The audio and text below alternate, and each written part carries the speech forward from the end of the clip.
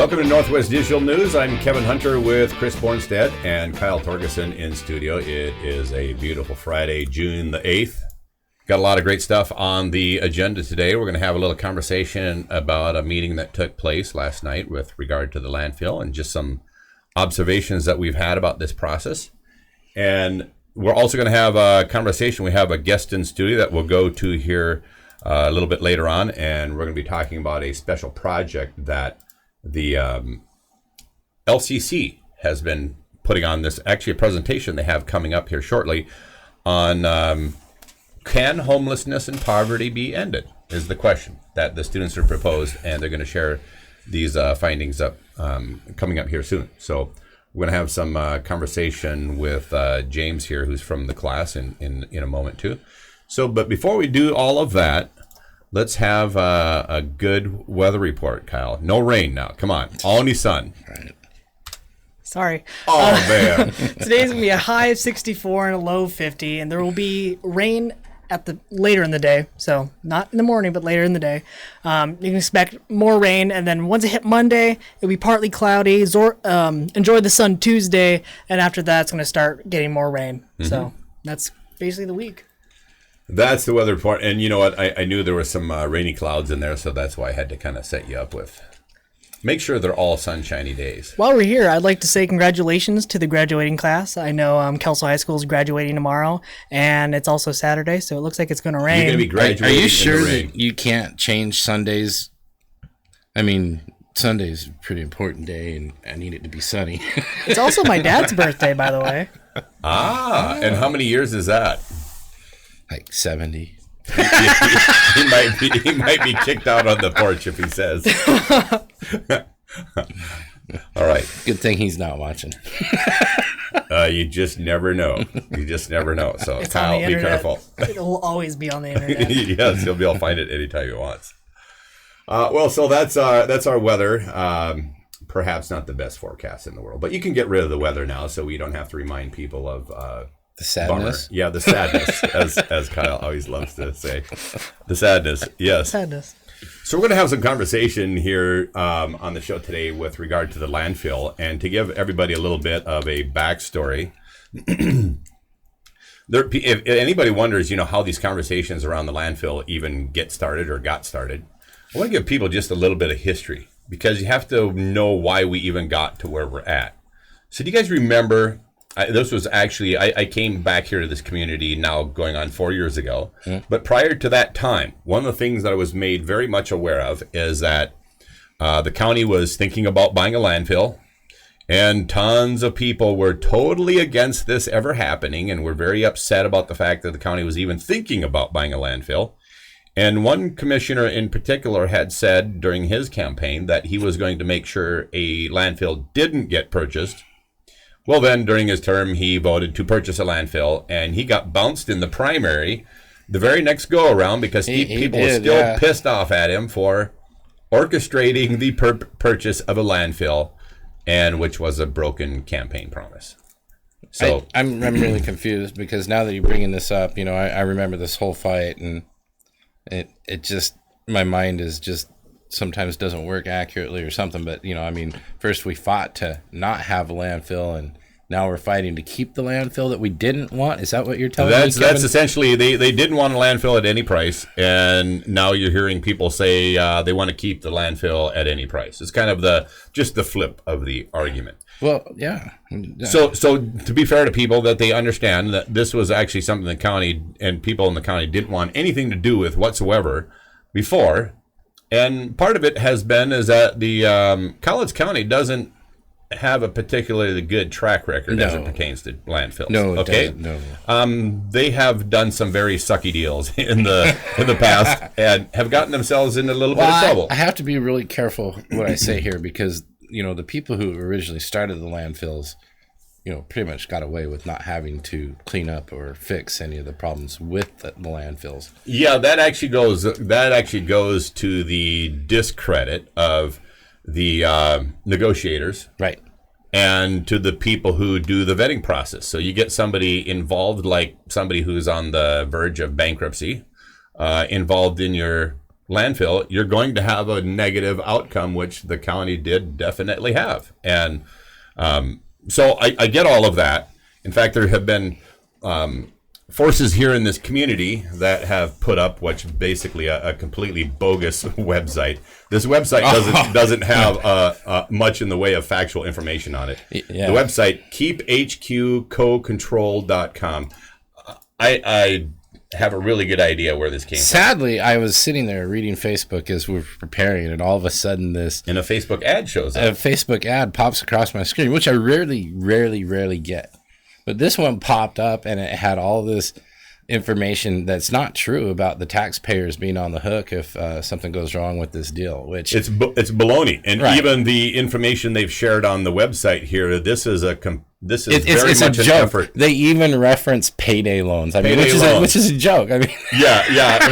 Who in this community is involved in payday loans and all that other kind of stuff? You know, cashing people's checks for. Think about whose language. well, there's this several. might be. Yeah, there's several people that this could be. But I mean, And Chris, you and I have been approached by people in this community who are, I would say, are a little bit of cowards when it comes to this kind of stuff, because they have chosen this tactic and spoken to even me directly on a few occasions, going, "Hey, let's get this issue out there and let's do it with a website, so then people think there's a legitimate organization or let's create some legitimacy around this with a website." no, you can tell this is just thrown together with probably a couple of dollars. And it's a hogwash right. junk website. If you want to go look at it, folks, it is keephqcocontrol.com. That's the website. Feel free to go look at it. Really easy the to remember, website's you full guys. of junk is what it is. Yeah.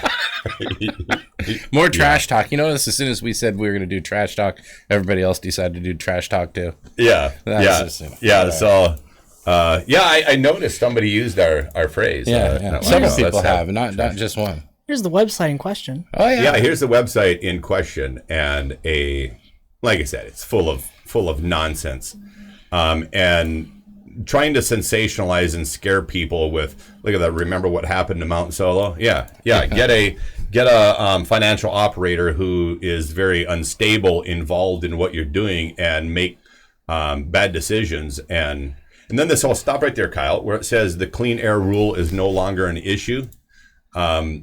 That, by the way, is completely baloney. Let me ask you. That's actually a lie. Yeah, it is. And let me ask you guys, moving forward, now we recognize how much has changed in the way of red tape around environmental issues over the last 10 years, over the last 20 years. What do you think is going to happen going forward, the next 5, the next 10? Is that red tape going to get even more than what it currently is, or less? What do you think? I can guarantee you this, that as long as Jay Inslee is in power, we will always have to worry about the clean air rule. There will always be major environmental issues. And if the county thinks they're prepared to handle all of this stuff, and you have an opportunity to take this risk and put it on somebody else's shoulders, that is always worth taking a look at. Well, even the ad that I got was like not accurate. It's telling me that, that it came flashing across my screen. It is like taxpayers will be on the hook for this. And I've read some of the stuff that's in this, and I still haven't made up my mind on it, because I want to hear what other citizens have to say. I know there's a small group of people that is trying to create a large group of people to stop this from happening. I firmly also believe that this dump process was started by a gentleman by the name of Mike Karnofsky. Mike Karnofsky, yes. And I believe that the reason why we're seeing him, not after being thrown out of office by our local citizens, he is still trying to interject himself into politics. He went and got himself elected to the Kelso City Council, and of course this garbage. Take that off the screen, Kyle. The dump issue was handed to him and Steve Taylor, both supporters of the county keeping the dump. So I don't. I've heard things before that Mike was working with a company out of Vancouver in the past to take over our dump. And so I haven't heard anything. That was the organization, I believe, we're talking about, Waste Connections.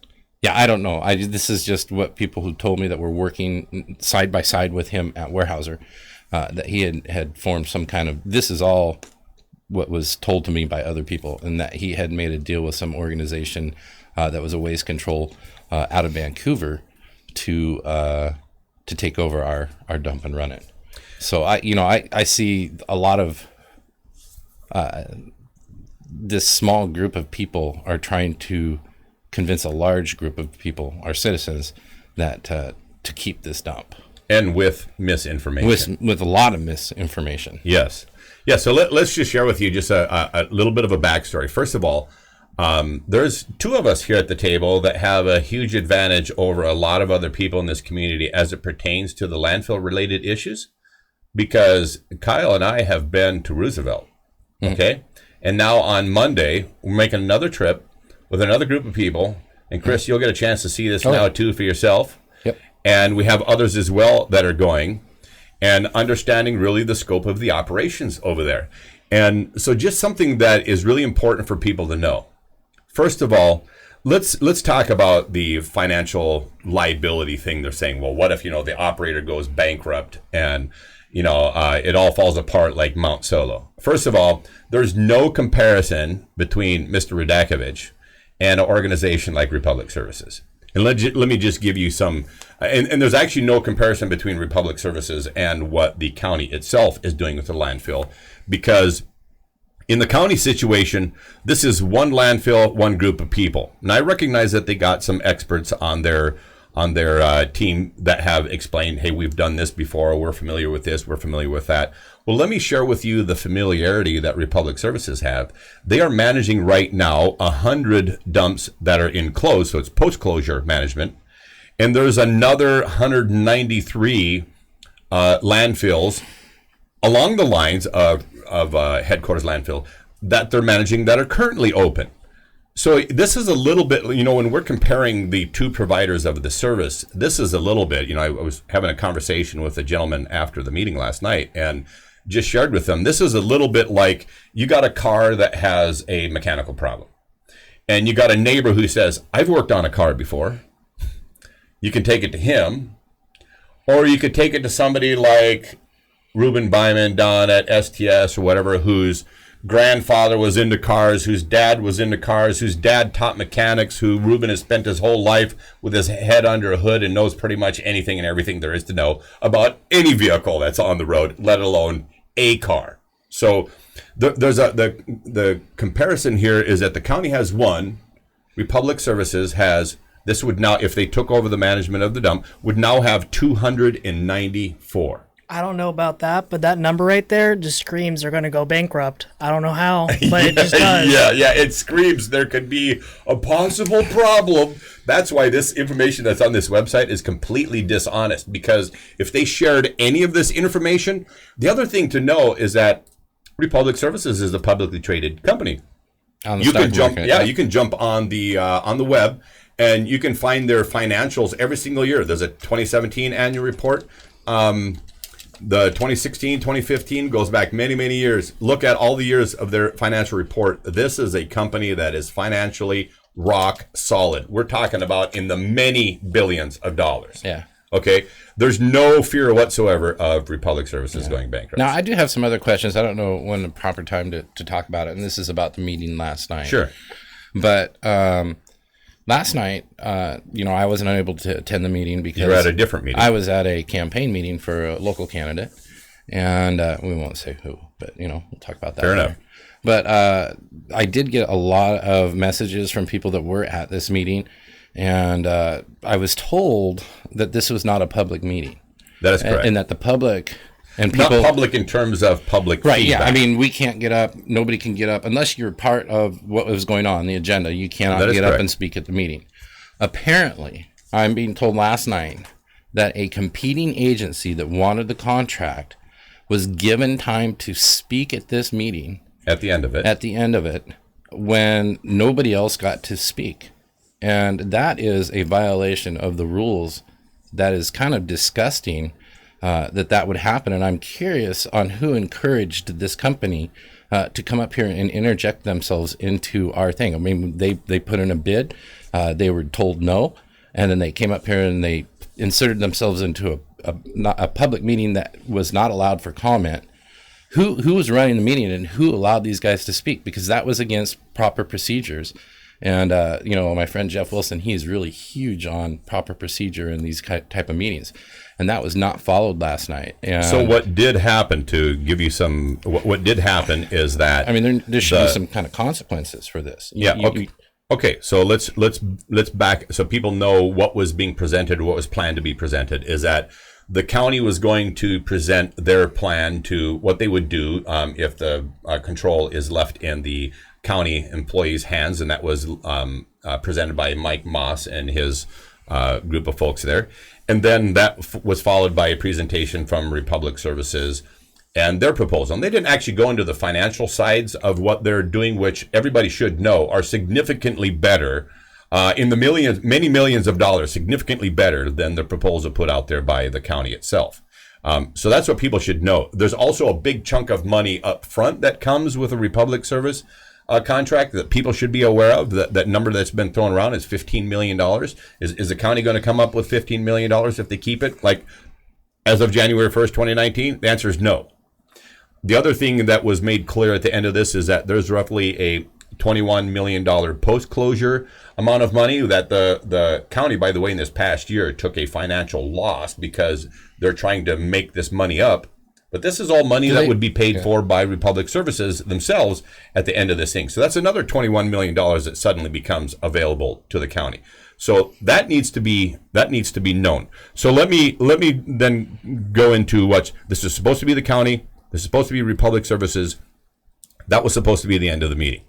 So between when the county presented and when Republic Services presented, the Axel Swanson, who is the county administrator, was approached by the representatives from Waste Connections and asked if they could speak at the end of this thing.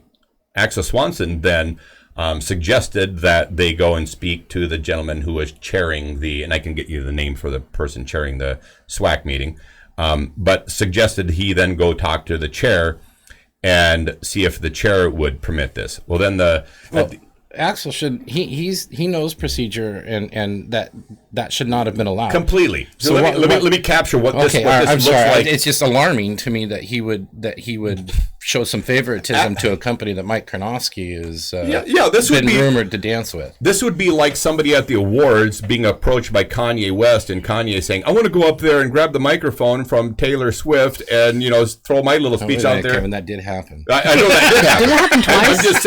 I'm just saying somebody actually went and talked to the organizer of the event, and the organizer of the event says, go talk to so-and-so. Or this would be like, we've been following the French Open that's going on at Roland Garros. Well, in the quarterfinals, a player by the name of Novak Djokovic was eliminated.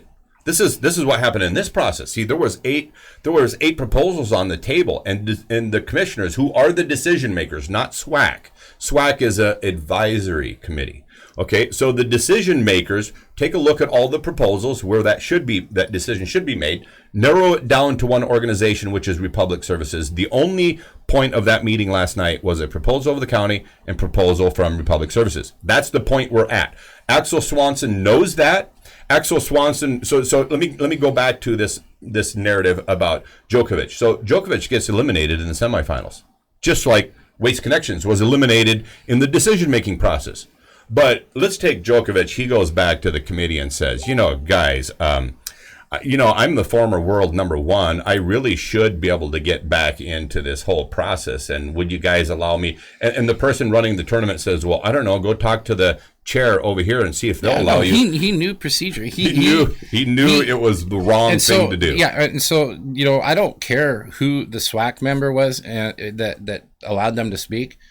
That should have ended right there with Axel Swanson when he knew he should, as county administrator, he knows procedures, he knows what the rules are, and he should have looked at these people and said, "Hey, no, sir, you guys were part of the original 8 bids. We have a public meeting coming up on this. We have 2 public hearings coming up on here. That would be the appropriate time for you to speak, not tonight. Nobody else gets to speak tonight except for these 2 people that are on the agenda. Totally agree. And that is that should never happen again. And you know what? Citizens should be demanding who put these guys up to coming up here, bringing their attorney, and interrupting our meeting. Yeah, I'll tell you, and Kyle, I'm going to give you a chance to explain, like, actually what happened, because you were sitting there in the chair. I had to leave, like, at the conclusion of this thing, because this meeting had already gone on way too long. Even the SWAC members should have known that this was a complete abuse of the public, and everybody else who was there should have never happened. But having said all of that, leading up to this point of where this happened, this was quite clear to me that this was orchestrated by the players involved, because first of all, it's way too coincidental that Axel Swanson seems to be unfamiliar with the fact that SWAC is not a decision-making board. They are not part of the decision of who's presenting there tonight. They're simply there to hear who was on the agenda to present. That is it, period. Swanson should have definitely known that. The chair of the SWAC committee should have definitely have known that. And were there any commissioners there? Because they should have known it too, and they should have stood right up and said, "Whoa, wait a minute here." Yeah, absolutely. So then what happens is the chair then mentions at the conclusion, saying, "Hey, we had one other party who brought me some information, blah, blah, blah. The question is, should we give them any time to speak?" And you know what? There was a motion made, a second made, all in favor, aye. That was bam, done that fast. These were people who were prepped on the fact that this was going to happen. Oh, yeah. This wasn't an Because what accident. should have happened is everybody should have said, what in the heck why didn't anybody on the SWAT go, you know what, we're not a decision-making board. You know what, Kevin? There were so many people in that room that probably wanted to get up and speak, but they couldn't. But our leaders allowed this company that was denied to get up and cry like a little child because they didn't get picked. This was a planned and deliberate blow-up that involved a lot of different players, and every one of you have your dirty fingers involved in that thing. So, Kyle, share with our viewing audience what happened then when these folks got up to speak, the waste connections guys. So just to, set up the scene, I've never been to any meetings like this, so this is like the first time ever going, so I don't know how it should go or if this is okay or not. So they voted to let him speak before the 5-minute recess. So after the 5-minute recess, the guy got up there, and one of his words that I love was, "I am just perplexed why you guys aren't giving my company a second thought or an idea." See, the county, they're verbatim. They're using our numbers, the same exact numbers verbatim as us. And he was just perplexed. He's saying they was comparing apples to oranges. This was completely flawed. He actually said, "I'm sorry, I'm very hostile, and I'm in a hostile place." The Kanye West moment. Then he said, "I just found out about this meeting an hour beforehand, and I drove here."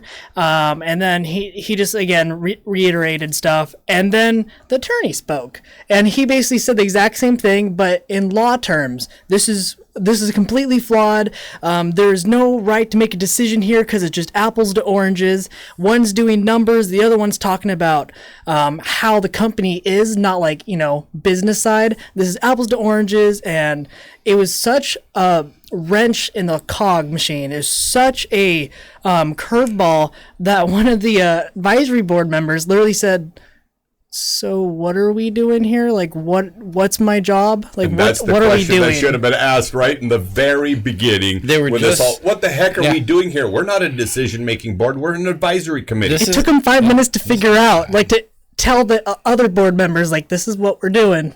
What a joke. What a joke. So my question is, and this really concerns me, is that so if this guy wants to come up and he wants to complain because he didn't get the bid contract in the meeting, that's fine.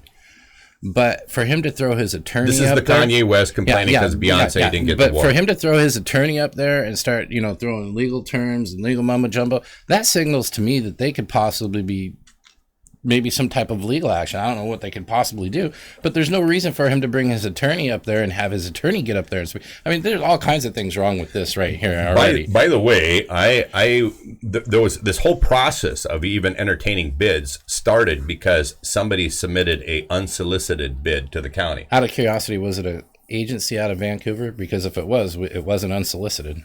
It was the same place we're talking about. Yes. So no. Yeah, there are players behind I the am scene now that- comfortable to say that Mike Karnofsky is back in politics to finish up the deal on the landfill that he made a few years ago. I think I'm safe to say that. I think there's a really good chance you hit the nail right on the head. I think here's a guy who started something with some people involved, and then has them send a unsolicited bid to the county. The county takes a look at this. It's a bid that they need to consider and look at. They find better players involved. Republic Services ends up being the organization chosen out of 8 different bids that are on the table. And that's what SWAC's role was last night, was to hear what the using county... the term SWAC, and for some people out there, Solid Waste Advisory Committee. Okay, that's just what so SWAC you is. guys know what SWAC is, Solid Waste Advisory Committee. Some people And they're not a decision-making board. They're just, hey, let's hear what you guys are doing, and we'll give you some suggestions. Same thing as the DAC committee that I'm part of for downtown Longview. It's Downtown Advisory Committee. We're nothing but an advisory role. City council is decision makers. They do what they want. Yeah, a lot of people get in here, and I noticed this like in the homeless battle, is that a lot of people, they throw out these little acronyms like, you know, SWAC and blah, and it really confuses some of the people in the room because they don't understand. So it's important to kind of tell people. I know that's just so. Let me share it with something else that people here in this conversation have not been aware of and not made aware of. If the county keeps the landfill, see the revenue numbers available through Republic Services are actually in the years that we're looking at are already 50% higher than what the best numbers the county has on the board. So that's one thing to be aware of. There's also this 15 million or thereabout number. That's a number that's paid up front. That money is there. There's also when you're looking at either LNG or RNG, those were the gas services that we saw when we were out in Roosevelt. You take those things into consideration, and that additional energy and how it's used in the 50% over the county projection numbers are actually conservative. They could easily be double. Then let's look at the 20 years to 30 years beyond the closure of the landfill. How long is this landfill going to be producing gas, you guys? What do you think? Oh, it'll produce gas long after the landfill closes. Long after the landfill closes, it'll be a revenue producer for a long, long time to come. Again, I haven't made up my mind on this. So all this information that we are putting out there and giving is actually helping me myself form an opinion on this. Yeah. So well, you'll get a chance to actually go out and see their operation as well. But so let me throw something else out there. Is the public aware of the fact that if the nothing changes and the landfill remains exactly what it is, and the guys there keep plodding along? Remember, this is their one landfill situation they're dealing with, where Republic Services has 293 others. So if they keep plodding along with this deal that they're doing and we maintain the status quo, does anybody know that with the county's current financial situation, which changes if Republic Services gets involved, but if they maintain the current financial status quo, anywhere from 50 to 75 FTEs, that's full-time employees, anywhere between 50 to 75 FTEs will be eliminated in Cowlitz County.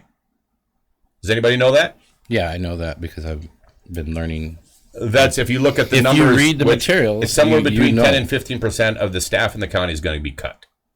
The county doesn't have the resources, financial resources, to manage its county, its staff with whatever that has right now currently. Maintain the landfill as it is, and commissioners, you need to be telling this to people and being honest with people about this, including you, Commissioner Gardner, because I recognize that you had a conversation with some folks 2 nights ago in Tootle, and you made the comment to one of the people in the audience who had shared with you that they understand this relationship was going on, and you had shared with a member in the audience that no, we're planning on keeping the landfill. You need to mention to those people who are the names, who are the 50 to 75 people you're planning on cutting from the payroll, because those are the FTEs that are going to go away when the county makes a decision. 50 or 15?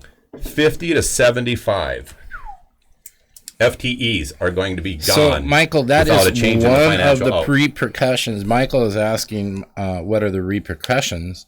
That is one of the repercussions, that if we keep the landfill, there's a possibility that 50 to 75 people could go unemployed. And it's not just 50 to 75 people. That's 50 to 75 families. Yeah. Right. There's also matching money from state that comes in that has to do with those particular roles that it's a huge financial hit the county takes. So, keep advocating for keeping what you want, for keeping what you got, but the repercussions to the county are going to be huge if the county doesn't do anything. And when Commissioner Weber mentioned here a couple of weeks ago on a Tuesday night meeting that the county we absolutely have to do something different. He said that a few times. This is what he's referring to. This is what he's alluding to. I think that we should issue a challenge to the people on this website to back up what they're saying. To come on the show. Back it all up with facts. They can even come on the show. Yeah, and come on the show. Prove to us the things that you are claiming on this website. Because that's what I need to have now to make my final decision. Bingo, Chris. You guys who put the website up, you come on this show. We'll put you right in these seats over here with us. We'll put you on camera, and you justify all of this information that's in your website. Open invitation. Show up in Northwest Digital News. Justify what we're telling everybody is misinformation and hogwash on your website. Come here on this show and back it up. I guarantee you those people will not be here. Even the advisory board didn't really quite know everything. One comment, like this is a quote, "If it ain't broke, don't fix it." I think we should go with the county. Well, my concern here is that every time the county has been asked, broke in a lot of ways, like financially broke. I keep hearing that every time that they ask the people that are running the place now, they're telling us to sell it. Don't even hang on to it. That was the recommendations from two of the people. Just a short time ago, yes. Sell it, get rid of it. And again, this clean air issue is not dead. They are going to try the carbon tax stuff. They won't stop until they get that. So to tell our citizens that that's not a factor in this anymore, that is very misleading. Completely misleading. Very false. And that is not right. All right, well, we're going to leave it there for the moment on the landfill and move on to another it really fun stinks, subject. Man. That really we gotta pass on because this. By the way, we are going for people who maybe didn't join us right away in the beginning. We are making a trip to Republic Services. Trip. This is a second trip. So Kyle and I will now have been there twice. And when we look at Arn Mortensen, commissioner, has been out there to Roosevelt to see Republic Services. Has any of the other commissioners taken the time to drive out there? No city council members from the area have been out there. The other two commissioners haven't been there. Gardner, who has mentioned to people, that he's in favor of keeping the landfill in the county hands, hasn't talked to people about how he's going to save the jobs for 50 to 75 FTEs in the county, and hasn't made a trip out to Roosevelt. See, and Roosevelt's literally, they've designed it so it's also able for tours. Like they have their own gazebo for commissioners and county members to actually go there and they can actually discuss things. There's tables, there's graphs there. Do they have a barbecue pit for Chris? Do they have a barbecue pit? I mean, they probably could. No, I'm just kidding. They have picnic tables. And you know what? And all the partners on their end, from the same county people, the PUD, every player that they have involved all around the country is totally in their corner. Is there a way that we could maybe get one of the commissioners of that area on our show to talk about the benefits? Guaranteed we can, yes. You think that we can get some of the commissioners to tell and be honest with us in conversation and talk about what problems they may have encountered up into this point, what the benefits and what the negatives have been that they have seen? There was a letter from one of the county commissioners read at that meeting last night. Two letters. One from Washington County and one from Klickitat County. Gotcha. From commissioners to commissioners. They are very strong endorsements for doing a partnership with Republic Services. Here's one other thing that I want to mention is for any people who have questions about rates, like what would happen to landfill rates if this public-private partnership went through. We have to remember that if Republic Services had some kind of plan to jack services or the cost of services up, if they did, well, there's no evidence of it in the history of 293 landfills. Well, because in every single one of those cases, let me finish this real quick. In every single one of those cases, the host county of the landfill has always had favorable rates. And why? Well, people might say, oh, they're just being nice guys. No, it has nothing to do with being nice guys. I mean, that's part of it, wanting to partner with the community and all that kind of stuff. But think about this. If you don't want local politicians, local citizens lining up to complain and everything else about what you're doing, and you're wanting to run your landfill as efficiently as you can, take care of the people who are at home in the home county. It is completely a business strategy. And they've done it 293 times prior to this landfill. Republic Services said during their meeting, during the PowerPoint or whatever, they said strong communities is basically better business for them. So they want stronger communities. They love helping communities. I believe they, I think there's a rodeo that they fund for another county, and they actually fund events and things. They want to be good neighbors. That's their main priority, because a healthy community is just, I don't know, producing more trash or something. Chris, you had something you wanted to say. No, I was just waving my hands in the air. Okay, so I got one more thing I'm going to throw out there, and then we're going to move on. Okay, I got a question for Kevin Willis, actually, at Waste Control, and then also for the county itself to answer. Ooh, that's a good question. In Cowlitz County, our tipping fees are $30 and some cents. Yes, this is important to get out there. Yeah, there's $34, and where's the thing? Can I say something while you're looking at this? Yeah, go ahead. For you guys not to think that our tipping fees are never going to go up is not accurate. Our water rates are always raised on us. Our sewer rates are always raised on us. Electricity rates, food, gasoline, everything. All of our rates get raised, you guys. This is the way it is. This is how the government if you don't want your wages ever raised, and if you don't... So to be so concerned, to focus on, oh my gosh, our tipping fees are going to be more expensive. Of course our rates are going to go up. But here's where the positive thing is. Republic has said our rates aren't going to go up for 5 years. You know what? I'm willing to take 5 years of no raise. I mean, that's and they'll always be cheaper than any of the neighboring counties. I mean, so whatever the competitive rate is in our region, it will always be cheaper. We're the host county, right? And it's been the case in 293 landfills. Now, Michael also asked another question, and this could get a little crazy here, but he asked, was there ever conversation to have this program as a joint venture? That's exactly what they're talking about, is a public-private partnership. Right. So there we go. So the county maintains the ownership of the landfill, and they have a partnership with a private party who is 100 times better at this than pretty much anybody at doing what they do. It's been said repeatedly from all the meetings that I have attended that we do not have the qualified people in our county. We do not have them to go further and turn this landfill into what we need it to be. You're gonna see evidence of two things when you make a trip to Roosevelt compared to what's going on in Cowlitz County. It's nothing against our folks here. You're going to see a huge difference in machinery, much heavier machinery, much better compaction going on in Klickitat County. So that's one of the things that you're going to see. You're also going to see a significantly higher percentage of staff running the same operations. When they mentioned that there's 11 people last night at the landfill, currently the county landfill, Republic Services has actually stated to run the same operations well, safe, and everything considered there, you actually need more like 17 people. Okay, so there's a staffing shortage right now at the Cowlitz County. That's not the first time that's happened in our area. Yeah, that's not the first time that's happened. Exactly. So you're going to see staffing issues, differences. You're going to see equipment differences, and then you're going to see capability differences that are pretty substantial. Right. Now, here's another important thing. I know it might not be important to other people, but if Republic takes over, everybody keeps their jobs. Yeah, everybody keeps their jobs. Everybody keeps their jobs. Nobody's going to lose their job over this unless they can't make it through the hiring process of Republic, which shouldn't be that hard. I mean, it's hard to get hired on the county. It's a private organization. Okay, so the question that I wanted to throw out there for Kevin Willis, who showed up last night, and Waste Control.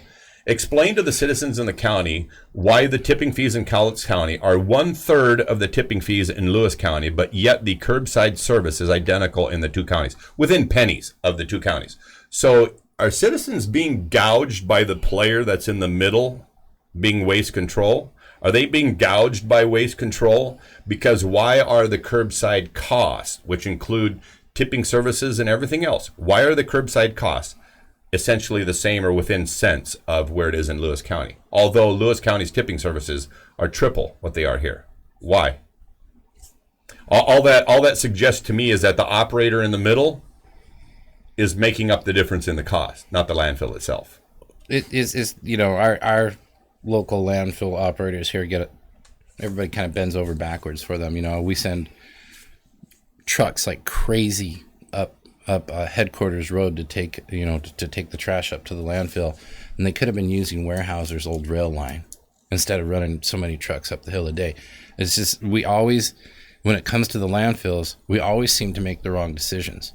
And I'm seeing the same people that made the wrong decisions in the last few years already making the wrong decisions here. They won't even give this proposal a chance. And they are already out there putting misinformation out there about this. The citizens really need to look at this themselves and not listen to a website or stuff like that. Again, look at the preponderance of the facts. Look at this stuff yourself and make an educated decision, because again, like I said, I have not, I haven't seen anything bad yet in this proposal that would set off alarms for me, but I still have not made up my mind, because I want to see what the other citizens have to say. And I still think that there's some more skeletons that are going to pop out of the closet here along the way too. I think there's another skeleton, and it relates to something like this. Let's look at I see Kevin Wills having a seat at that table as a complete conflict of interest. Oh, absolutely. And here's why. Because his company sitting there at the table and him wanting to hold on, that stranglehold onto the landfill as it pertains in the county. Let me ask you this. I'm a business person. Let's say if I owned waste control, and I look at all the different ways in which my evaluation is established for the value of my company. Is my company worth more if I have the direct connections and control with what's going on in the landfill of my county, or is my company worth less if I don't? Less. It's less. And probably less to the number of around 15, 20 million bucks. And less to the fact that the valuation of the company falls about in half. Somewhere in that neighborhood. So when I say there's a huge financial conflict of interest, if I was the Willis brothers, I'd be stepping off that table and saying I need to recuse myself of this whole process because I have a financial conflict of interest here. And of course, I'm going to recommend to the county that my company maintain control of this whole thing because it affects the valuation of my company if I don't. That's it. And we can have them on the show, See, come join us, yeah. Let me tell you how easy it is to be on our show, right? You can either come in person, which I know it can be either a time thing, or you can stay at home and just Google Hangout us, which is basically like Skype, and you can just Skype us, and I can put you right there, and you can just be at home. You could be in your pajamas, and people wouldn't know. It's so easy. Mm-hmm. You can just do that. Let's get the truth out, folks. Let's hear what's let's hear the truth about this. This right here, this webpage that they put up. It's similar to some of the stuff that we saw in the last election. Yes, it is. And so, it is. And you know what, you guys, there was one business player in this community that a few people tried to say that, hey, some of that stuff that went on, those online stuff that was going on, that was him. The problem is they don't know this gentleman, and I'm not going to put the name because I don't want to recycle all of this, but I just want to say this individual, everything he has done in this community, he has put his name on. You will never, ever wonder if it's him. The rest of the people in this community who do this stuff and put up these kinds of websites and their names are not involved and you don't see their whatever, they're just cowards. That's what they are.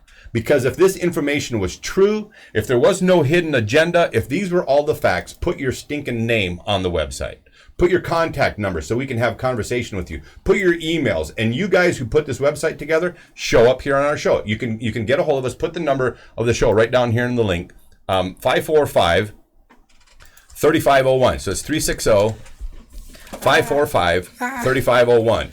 You can call the show. We will schedule time for you to come on here, and you can back up your, we're going to call them misleading comments and misleading information you have on here, because none of this pertains to the reality of the situation we're looking at today. So let's get out. What's the number again? 3501. 545-3501. Okay, cool. Contact us to come on the show. You guys who put this website up, come on here. Put your money where your mouth is. Put your face where this website is. You can't put your face on it. Get rid of it. All right, so we have a guest in studio. We're going to talk about this little project going on with LCC, and the title of this project so it would include James. And thanks, James, for joining us here. Yep. Give everybody your name and your involvement with LCC and how you came to be involved in this project. Okay, well, I'm James Phelps. I recently started going to college at LCC through a program because I lost my job. There's this beginning program that everybody in the business program has to take their very first quarter in college called Business 100. And what they do is he usually has your one big project is you have to research a company or something. Well, this time he's decided that our research would include how can Cowlitz County eliminate poverty and homelessness by 2030. Mm-hmm. And that's based on, I believe it's the United Nations and the one.org and their programs that they're running that say that they're going to end it by 2030. So there'll be basically what happens. We've had 6 teams. The class was broken into 6 teams to do individual research, ranging from what's wrong, what could happen, if it can happen, things like that. So what's going to happen is next Wednesday, we're going to have a presentation at the college in the Health Science Building, and all 6 teams will have about 15 minutes each to relay the information they found and the proposals that they have that could make this a possibility. Mm-hmm. Some of us will actually address the very large barriers that we've talked about, and how they can overcome those and what those barriers are. I've spent a lot of time talking to James about the homeless issue. Chris and I have had some very in-depth conversations about this. Okay, let me stop you there for just a moment, James, and you to give people a little backstory. You and I had some conversation about this when this project first launched. Right. And you approached me and said, "Hey, is there some feedback or things like that you could give me that might be relevant to this?" And one of the pieces that I mentioned to you was that why is the word "eliminate" used in this project? Because the reality is that homelessness can be reduced if you're looking at all the factors that are out there. Poverty can be reduced with all the factors out there, and the only way that, in my opinion, that homelessness and poverty could be eliminated completely if we had the so-called ideal world. And that was kind of the Correct. feedback that I gave you. Now, I want to just throw something out here for people. Per 100,000 people in the United States, the states with the highest homeless rates, not surprisingly, in the top 3 are Hawaii at 465 per 100,000 people, and are California at 367 per 100,000 people. Now, this is actually old data. I guarantee you these numbers are completely out of whack now because this is 2014. Mm-hmm. So think of what has changed in all the invitation to people coming over the border that's happened in California. California probably leads the league here in homelessness per 100,000. But on the flip side of that, were states like Mississippi, 81 per 100,000, Indiana, 94 per 100,000, and Kansas, 94 per 100,000. To my point is none of these states say 0 per 100,000. So I'm kind of curious what you guys came up with in your, what were some of the things that you thought could lead to the elimination of homelessness and Now, don't give poverty. away too much yet. Right. Yeah. I don't want to give up everything that we're going to talk about. Just give people a we'll little get some, we'll get some tidbits. Yes. But some of those states you mentioned, we found that those cities and states, or whatever the local jurisdiction is, have done things like they're employing the homeless to pick up trash. Mm-hmm. There are certain things, and the biggest thing we came up with. So hold on, is that by city government or by private entities in the area? This is the local governments, The governments that are paying. employing them. For instance, in Fort Worth, they were paying these people about, I think, $10 or $11 an hour, full 40-hour week job with benefits. Not sure exactly how long it takes somebody to get out of that situation. But the biggest thing is, as I've told you, we'll just get right to the point. To make it possible has to be everybody willing to do a part and there's a lot of politics in this. We've discussed this. For many politicians, it does not behoove them to have a low or zero homeless and poverty population. They need to have these people to get elected. So one of the biggest things that at least my team addresses is that we have to put our fellow citizens above the politics and the pursuit of power. Which and again, money, money. It's Money, money. yeah. It's very. Just, I mean, Unfortunately, you made the comment that homelessness and poverty is a cash cow. it is. It is. And it is. And one of the things that we came up with eliminating, there were twofold for this class was, one, the instructor was trying to get us to eliminate the words can't and impossible in the scope of business and life. Mm-hmm. I've always told you guys, I believe can't is a cop-out word. Mm-hmm. And then the other thing is that, and I don't remember where I was going with that, but we have no idea where you're going with that. no, he was just kidding. in this case, it's getting the students who basically, a lot of the students actually just see this as an assignment. Mm-hmm. The instructor. Well, that's failing on the instructor because he was trying to do something different. Hold that thought, because this instructor happens to have a passion for. He's worked with at-risk youth, has a passion for homeless and poverty. What he's trying to do, not necessarily have us solve the problem, he's trying to get local students who are enormously don't even care about the community I'm sure involved. Somewhere down the road that we're going to hear how hard the students worked and homelessness at LCC. They're going to use this for a platform. Yes, you will hear that. You're going to hear them beat it up. This is what the college students, they're so concerned about this homeless problem. This is what you guys are being You will used. probably hear a news outlet somewhat locally use those terms, yes. Somewhat. Locally. Which one would that be? But I'll let you figure it out. Could be here all day. There's so many. But it's just one of those. It'll be interesting to see. Now, some of these students, keeping in mind, these are all in their first quarter of college. Most of them. Yeah, they went there to learn about business, but now they're going to learn about homelessness. Well, they're going to learn about homelessness and mainly, the community things. But I will say the Business 100 class is actually fairly new. They used to require what they called College 101 for your first quarter, but people in the business field now can take Business 100. And I can tell you this, I don't remember what the stats are, I don't have them with me, but somewhere around 95% of the students that have taken this class have gone on to have a very successful college career and then move on into almost immediately into whether it be their own business or other fields. So whatever's being taught in this class is working. Again, this is the first time they've tried this particular subject.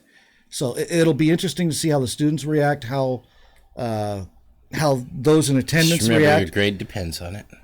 Yeah, but the ironic thing is, for this event. the ironic thing about this is, the very same time we're doing this at the college, the local leaders are meeting somewhere else to discuss this same subject. So, but it'll be interesting. Some of these kids, they do not speak publicly. On the LCC site. They don't what? A lot of them don't speak publicly. You're talking about some kids. Okay. There's a few of us that are older, and a couple of us that have actually been in the business world already. Mm-hmm. So when it comes to this subject then of the homelessness, and you're mentioning that you're talking to a bunch of homeless or younger people, and that there's a few older people, are you noticing a difference at the way the younger people look at this issue versus the way that the older people look at this issue? I mean, did you guys have to wrestle with these guys? I'm going to be very careful how I say this. I mean, it's just curious because Yes, I in a way, yes, because those of us, one other student and I actually worked together at our last job, been in the business world, and we're active in our community. So we see it differently than some of the younger students. Now, I will say this, my paper has already, that we written, it was 22 pages, was already been up on the PowerPoint in class, and he used it to, we literally didn't get anything done in class that day because it was all about getting the students focused and actually caring about the community and not seeing it as an assignment. But to your point, yes, I see a lot of younger students, for whatever reason, oh, I don't see it, it's not my problem, or I mean, do they want to fix it? I mean, do they see? I mean, because you see a lot of people out there that say that a lot of these homeless people are by choice, and they are. And I mean, I'm seeing some differing some. Are they wanting to hand them everything? I'm seeing or are they a little bit of them change to in work? some. Yes, I'm seeing a little bit of change in some of the attitudes. You're always going to have the students, just like you're going to have the homeless that want to stay there. You're always going to see the students that just, I'm going to do the minimum and I'm going to do the assignment just so I can get through the class. Mm-hmm. I have seen some changing in attitudes toward it. And we actually in class addressed the issue of one of the big reasons you cannot eliminate homelessness is the people who choose to live there. I personally was involved several years ago with a group we went and stayed on the streets in Portland for a couple weeks so we get a knowledge of, kind of where they're coming from. We found a lot of people that literally just wanted to stay there. There was less responsibility. Yeah. The Seattle, in the jungle up there, the big community right. they had underneath the bridge, they offered everybody in that community free housing, I think, for like 6 months. And only like 20 or 25% of the people took it. And the reason given is that they want to live freely. Right. They don't want any strings above their heads. And so upwards of 75% of those people didn't take all the free stuff. Right. And chose to continue to live on and the streets. And this is where we dealt with the complication. I mean, this is a huge issue and it's very complicated.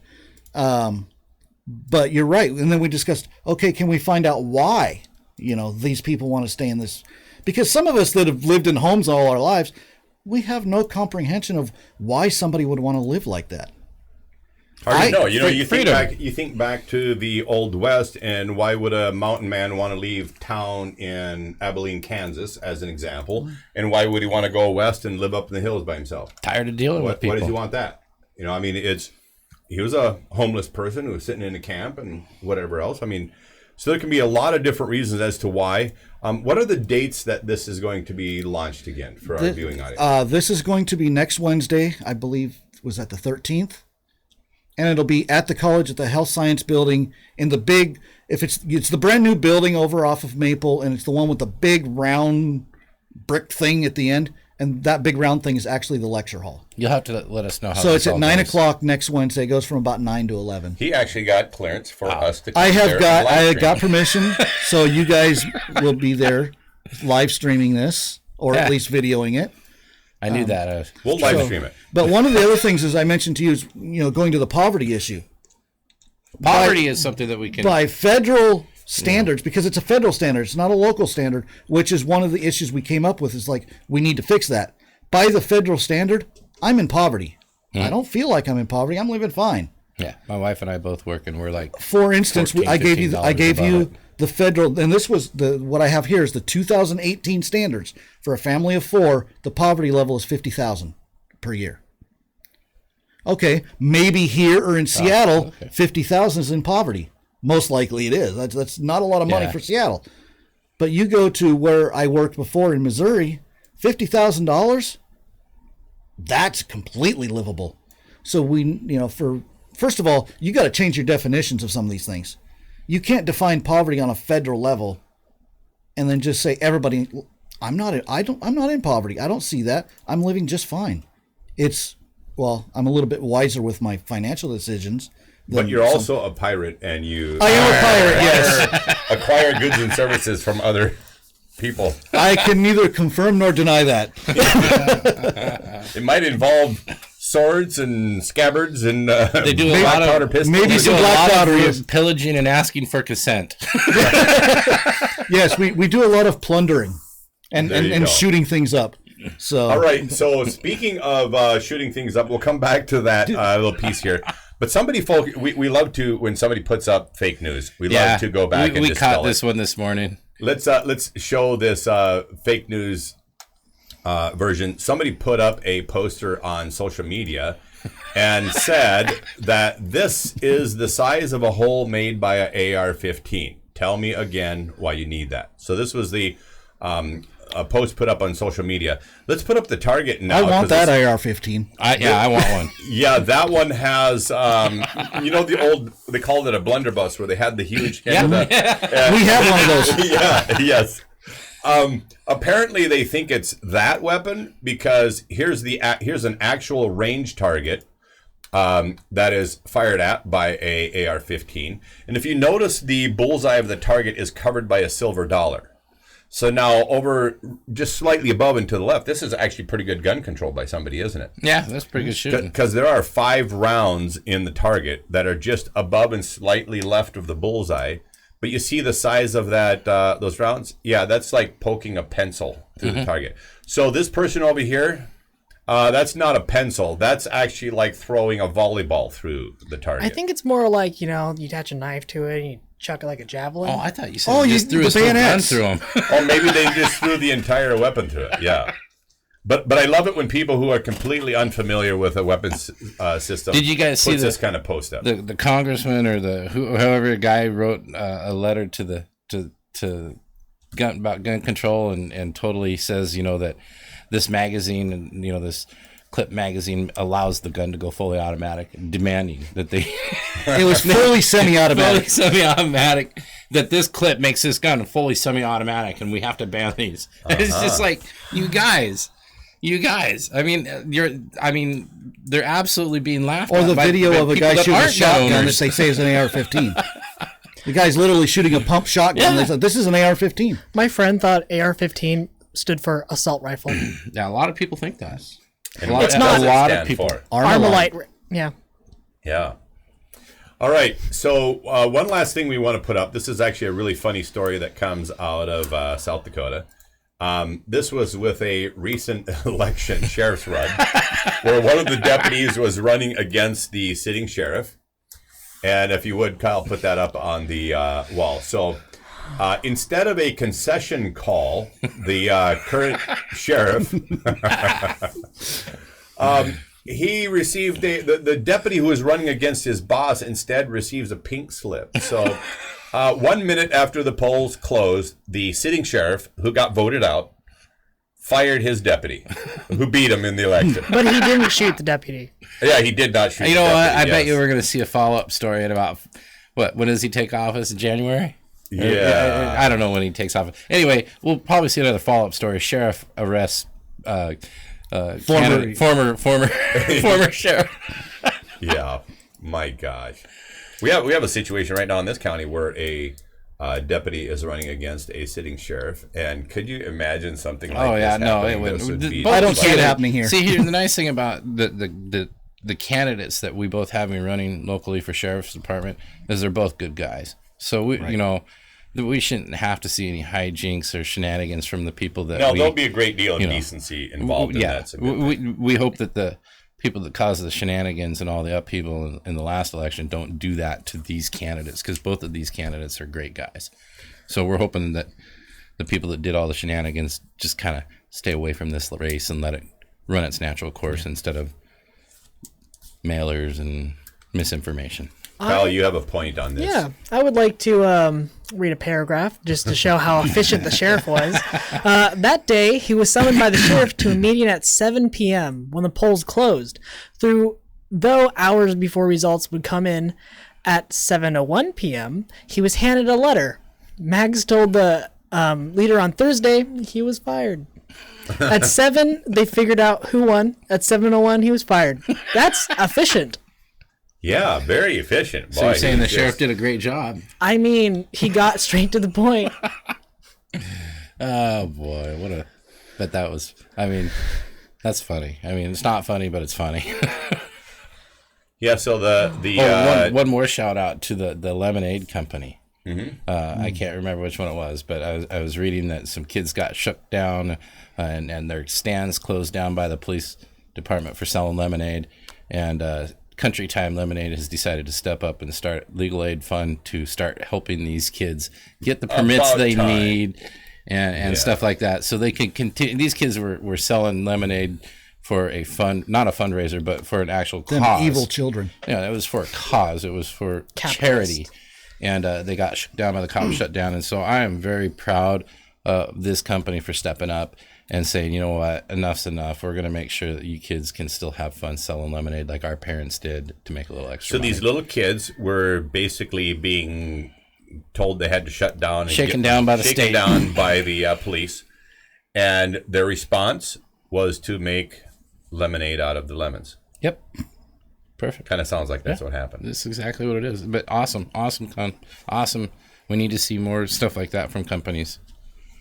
All right, some very quick community calendar stuff because we are out of time and we got to run here shortly. But tonight at 7:30 p.m. is the LCC concert. So we were talking about LCC a little while ago. This is a night at the movies tonight, 7:30 p.m.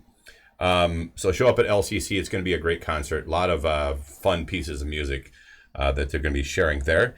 Then coming up on June 22, 23, 24, Mr. James Phelps and I and many others will be out in Westport. And that is the Rusty Scuppers Pirate Days. And I will not look like this. It sounds like I get to go for the day, you guys, on Saturday. Good. Yeah. Awesome. It's going to be fun. So we'll do some live streaming from out there. By the way, people can expect to see a few broadcasts from Westport here on Northwest Digital News.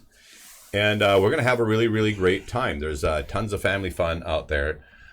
From pirate ship battles on the water, which there's going to be now one with the local pirates group Our Pirates, and Northwest Digital News is sponsoring that ship for them. Yes, and nobody at Westport knows yet. So it's going to be a debut of sorts. This is it crabbing season?